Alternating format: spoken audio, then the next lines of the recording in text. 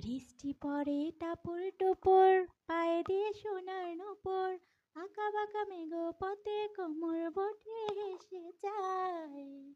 তো আজকে আমি খিচুড়ি রান্না করব, তার জন্য ভাতের চাল, পোলাওয়ের চাল আর হচ্ছে মসুরের ডাল, আলু কুচি এগুলো দিয়ে হচ্ছে যে ভালো করে ধুয়ে পানি ঝরিয়ে দিয়েছি। আর এখানে হচ্ছে যে প্যানের মধ্যে তেল আর পেঁয়াজ কুচি দিয়ে দিয়েছি।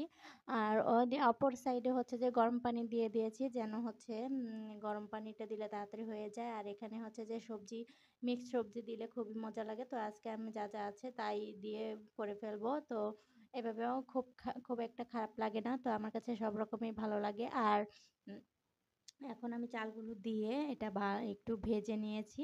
আর হলুদের গুঁড়া দিয়ে দিব। দেওয়ার পর এখানে আমি আরেকটুখানি ভেজে নিব। আর এভাবে কে কে রান্না করেন অবশ্যই জানাবেন। আর এইখানে হচ্ছে যে গরম পানিটাও ঢেলে দিব। যেহেতু হচ্ছে যে আমার এই খিচুড়ির চালটা বেশি ভাজা লাগে না। এমনিতেই যদি হচ্ছে যে আপনি কিছুক্ষণ ভিজিয়ে রাখেন, পোলাও হোক আর হচ্ছে যে খিচুড়ি হোক, ওইটা ঝরঝরা হয়ে যায় এমনিতেই। তো আমি পানি দিয়ে ঢেকে দিব।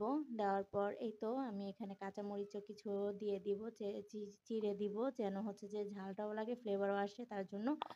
আর এই তো এত বৃষ্টি, আর বৃষ্টিতে যদি এরকম গরম গরম ধোয়া ওঠা খিচুড়ি না খাই তাহলে কেমন হয়। আর এই তো দেখুন আমার খিচুড়িটা রেডি হয়ে গিয়েছে। তো কেমন হয়েছে অবশ্যই জানাবেন, লাইক কমেন্ট শেয়ার করে আমার পাশে থাকবেন। তো সবাইকে হচ্ছে যে খিচুড়ির শুভেচ্ছা জানিয়ে আজকে এই পর্যন্তই। সবাইকে শুভকামনা জানিয়ে আল্লাহ হাফিজ।